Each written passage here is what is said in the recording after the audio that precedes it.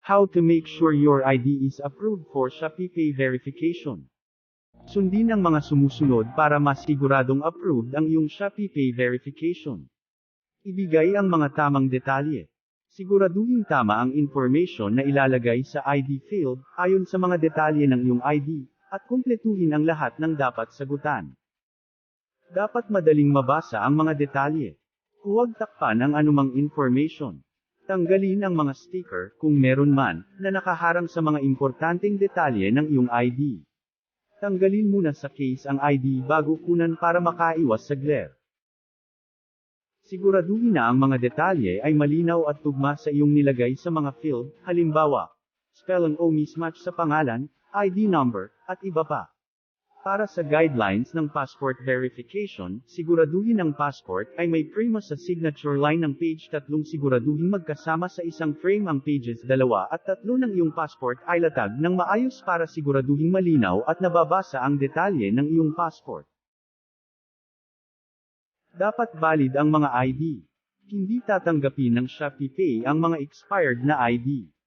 Ang expiration date ay dapat nang higit sa 30 na araw mula sa submission ng application.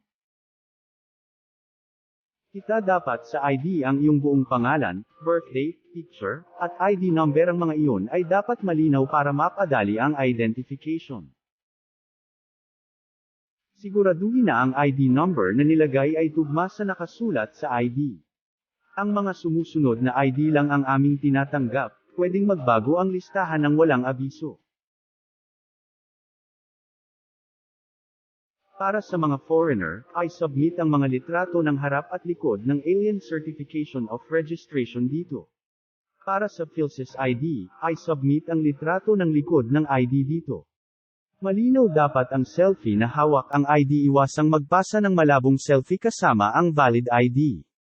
Siguraduhin maaliwalas sa pagkukuhaan ng iyong selfie.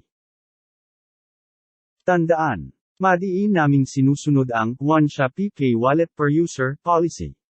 Ang iyong sunod na application ay automatic na i-reject kapag meron ka ng active at existing wallet. Kapag meron kang dalawa o higit pang active Shopee account, isasarado namin ang iyong ibang account at sisiguraduhin isa lang sa iyong mga wallet ang mananatiling open.